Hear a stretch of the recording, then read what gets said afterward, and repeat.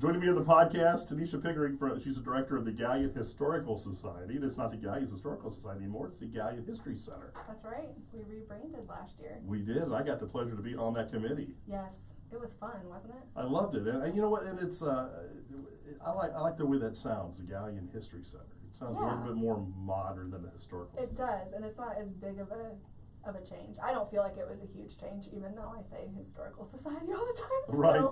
It's hard. It's a hard habit to break. You saw what I just did. And I'm on the board, and I just called it the Historical Society. But I think we're so used to calling it that everywhere. Yeah. We're 65 years old, so we changed our name after 65 years. That's tough. Yeah, that is. And we joke about having a swear jar. Like if you say Historical Society, then you must donate. You must donate to the jar. Yes, exactly. So you guys, we talk about the History Center. People think it's just about, you guys just talk about history. But you guys, we own some, we have some properties and stuff in town too, right? Oh yeah, 5. 5 of them, yeah. 6 buildings, 5 of which are historic buildings. So right, we've got quite a bit of property. Plus our wonderful annex that we've added there too. Yes. Yep. Our new museum. That's our only building that isn't historic. Right. In quotes. And but it holds a lot of historic stuff. So. And it holds a lot of the bigger items, doesn't it? Yes. All of our oversized artifacts, which most of the focus is on industry, business, schools. So it's a lot of stuff that's never been on display before, ever, which is so cool. That's awesome, because there really wasn't a place to display that before, was there? No, there was no room.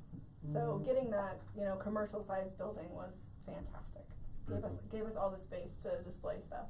Excellent. And then of course Rednell Cottage, right? Yes. Which is very historical. One of the most haunted places, I would say. Yeah. A couple of years ago, I think they said we were the 7th most haunted place in Ohio. Wow. Which is huge.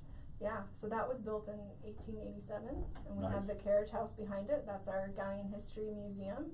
And then Bishop Brown's study, this is a little known fact, was actually a Catholic church, and it was on the lot when the cottage was built there, so that just kind of came with the lot, and he turned it into his office. And very cool. Yeah. If people haven't checked out Rednell, it's a neat place because, all his furnishings are in there. It's just almost like he just was living there yesterday. Yes, absolutely. It's like they just left yesterday. It's like going back in time, which it's so rare that we have that house and we have all of the original furnishings. You don't usually get that. A lot of places just have the house, Right, yeah. And then they fill it with and make it into a museum.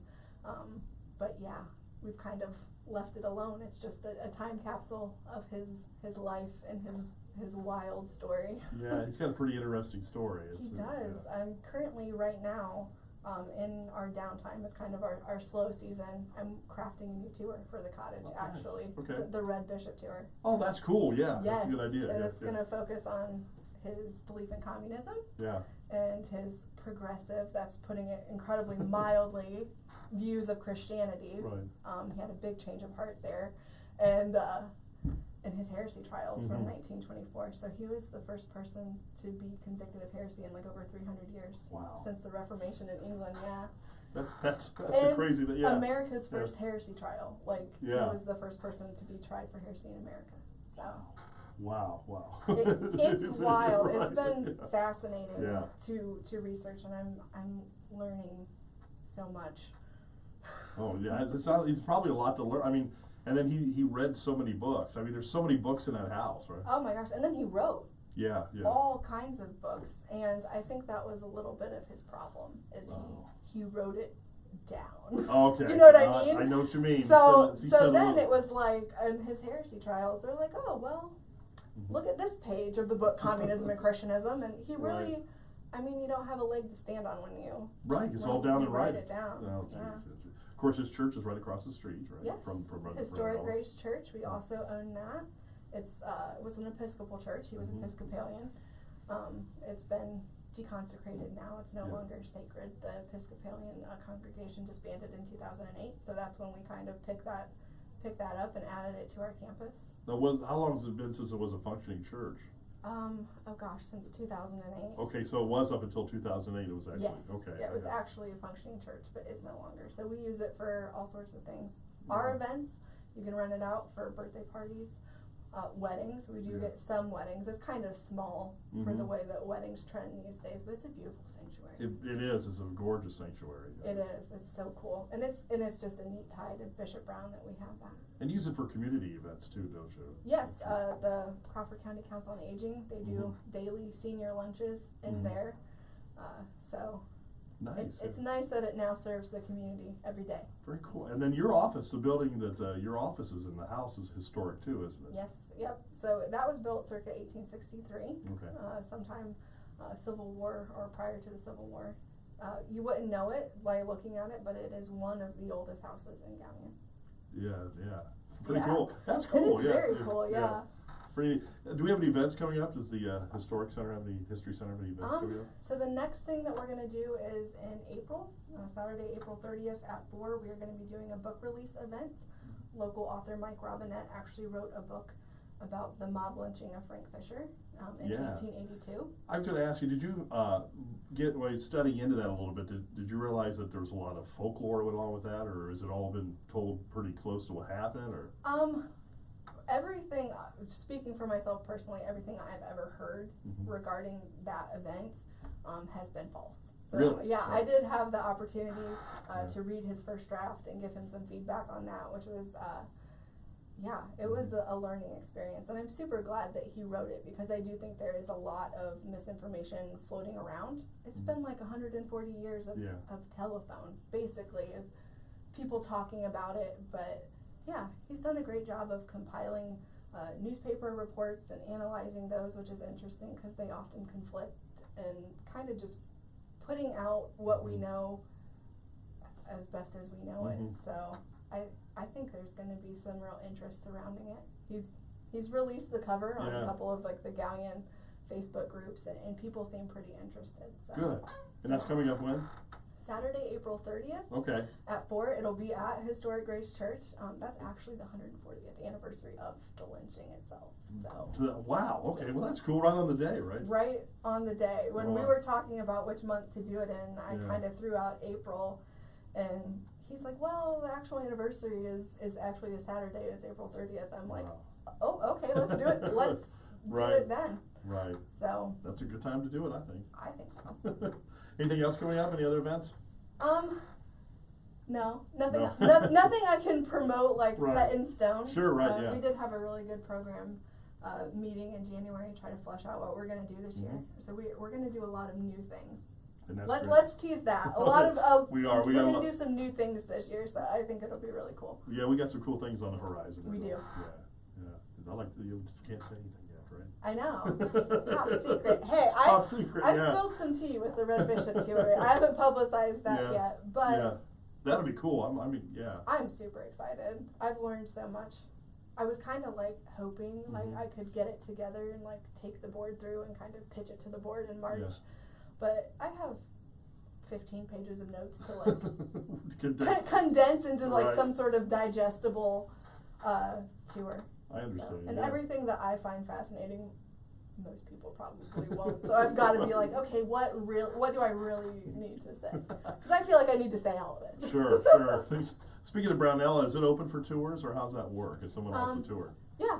If they want a private tour, they can give the office a call. We usually open up on a regular basis more through the summer. We're still taking down some Christmas stuff, so definitely hit us up in the spring and we can get you in there. We're working on some new ghost hunts possibly down the road here in the future. Yeah, absolutely. There's some crazy things that happen at the house, isn't there? Oh my gosh. I know. That's our number one question that I get is it haunted? And I don't usually bring that up when I'm giving a general tour unless my visitors bring it up, and 9 times out of 10 people ask. Here's my question to you. Is there anything ever crazy happened to you during a tour or anything that was wow, that's not quite, or something weird happened, I want to say?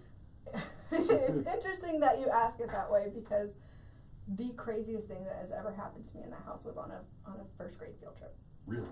Yes. What happened? So I had a group of boys, and the teacher just split them, girl, boy. I took the group of boys and we were in the music parlor, and I was explaining some of the instruments in the room, which is why we call it the music parlor, but we have an old mirror music box. Plays 10 discs.